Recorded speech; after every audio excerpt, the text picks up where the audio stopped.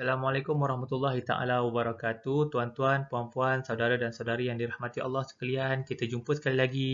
Bagi siapa-siapa yang baru first time dengar suara saya ni, nama saya Azmi Nizam bin Abdul Rahman. Saya adalah pengurus cawangan Bank Muamalat Putrajaya. Jadi hari ni topik perbincangan kita ada sedikit berat, kepentingan dan kesan menyimpan dalam konteks Islam. Jadi untuk disclaimer, saya nak bagi tahu semua, saya ni tidak ada pengajian khusus dalam bidang agama. Jadi saya minta bantuan daripada Ustaz Nazrul Aizat Abdul Hamid, dia adalah eksekutif daripada bahagian Consumer Banking Division. So without further ado, jom kita mulakan. Okey, tuan-tuan dan puan-puan sekalian, kita mulakan dengan hadis Nabi Muhammad sallallahu alaihi wasallam. Jika terjadi hari kiamat sementara di tangan kamu ada sebiji benih tanaman, maka jika dia mampu sebelum kiamat untuk menanamnya, maka tanamlah. So ini berkaitan dengan jika kita ada peluang dan ruang untuk berusaha, walaupun tempoh masa itu terhad, maka berusahalah. Dalam konteks perbincangan kita pada hari ini, apa usaha yang kita nak bincangkan?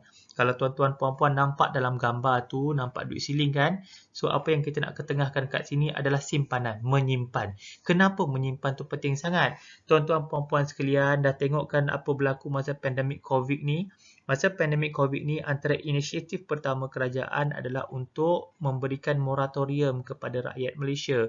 Moratorium ni bukan dah pergi sekali, bukan dah pergi 2 kali. Moratorium ni dah pergi 3 kali, tuan-tuan dan puan-puan sekalian. Tuan-tuan dan puan-puan sekalian, kajian daripada sebelum pandemik lagi, 43% rakyat Malaysia membelanjakan semua pendapatan mereka dan 75% rakyat Malaysia mempunyai simpanan kurang daripada RM1,000.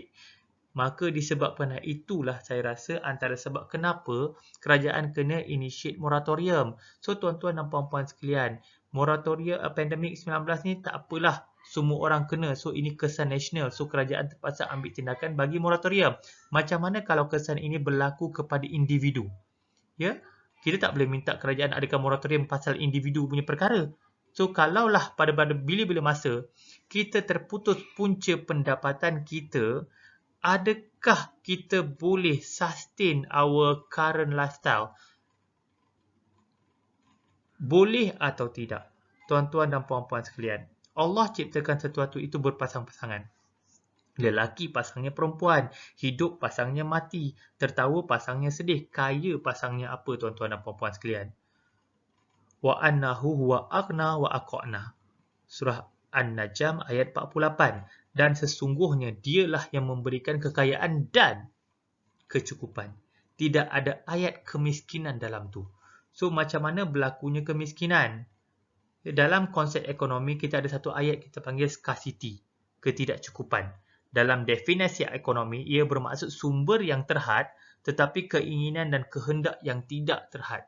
Saya bagi konsep yang paling senang, kita ada gaji RM5,000 tapi kita pergi swipe kredit card kita sampai RM30,000. Sumber yang terhad tetapi keinginan dan kehendak yang tidak terhad. Jadi tuan-tuan dan puan-puan, macam mana kita nak buat? Ya, sebelum kita continue macam mana nak buat, saya nak sharekan dulu pasal cerita Abdul Rahman bin Auf. Tuan-tuan, puan-puan, saudara-saudari yang dirahmati Allah sekalian. Siapa Abdul Rahman bin Auf?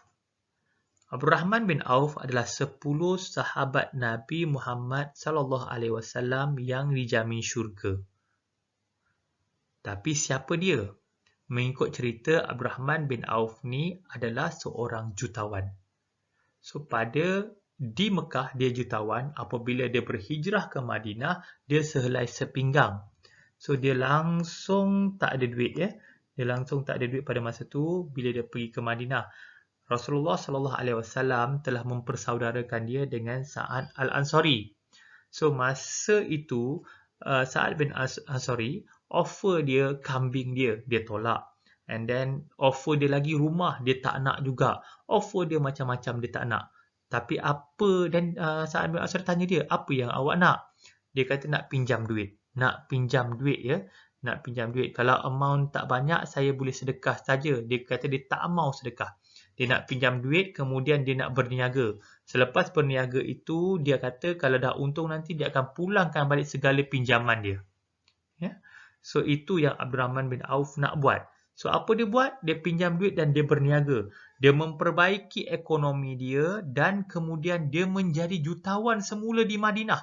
Sehingga kan apabila dia meninggal dunia, dia pecahkan harta dia kepada 3. Satu, dia bagikan kepada ahli keluarga dia. Yang kedua, dia bagikan kepada sahabat-sahabat dia yang berjuang menegakkan agama Islam. Dan yang ketiga, dia buat untuk saham akhirat dia. So, sampai macam tu. So, kita boleh belajar daripada Abdurrahman bin Auf, apa yang dia buat, dia membuat pinjaman, kemudian dia membaik pulih ekonomi dia sendiri. Dan itu juga yang kita boleh buat, tuan-tuan dan puan-puan sekalian.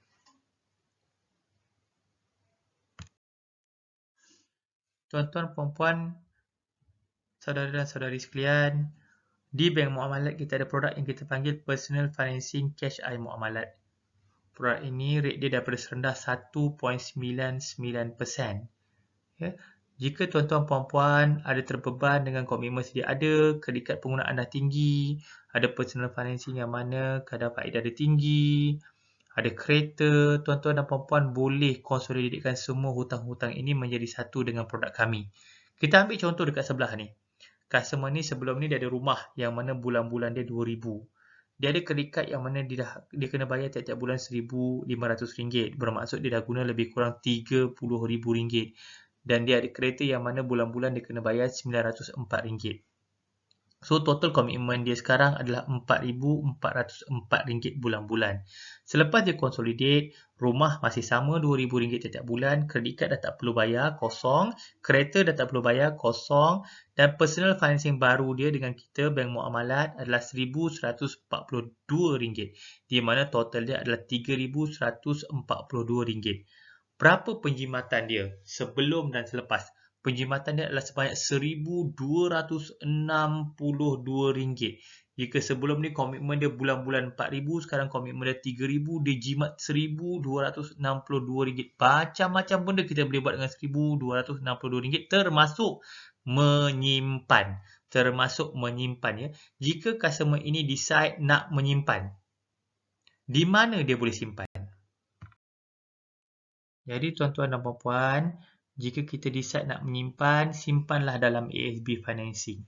Mesti ada yang tanya, kenapa ASB Financing kalau dah cadangkan ASB tu ASB biasa sajalah, buat apa nak ASB Financing? Saya berbalik kepada fakta saya tadi, 75% rakyat Malaysia tidak mampu untuk mengadakan simpanan walaupun RM1,000. So dari segi analoginya, jika kita pada hari ini decide nak menyimpan, ada kebarangkalian 75% kita akan berhenti menyimpan ataupun tidak menyimpan secara konsisten. Disebabkan itulah kita perlu ada mekanisme yang mana kita boleh menyimpan secara paksa, iaitu melalui ASB Financing. Tuan-tuan dan puan-puan sekalian, kita harus bersyukur sebab kita boleh ambil ASB Financing. Kenapa kita kena bersyukur?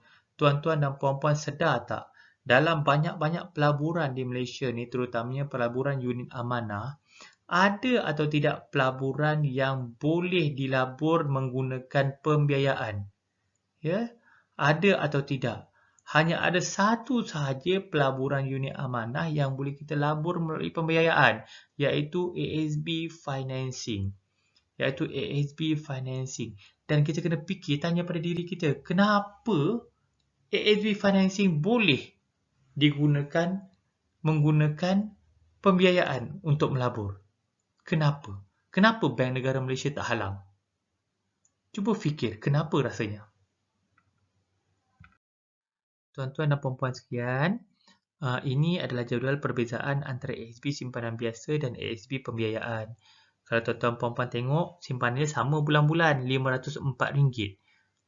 Atas dividen yang sama 5%, pulangan selepas 20 tahun bermaksud dia punya prinsipal campur dengan dividen. Untuk ASB simpanan biasa akan dapat lebih kurang RM205,358.72.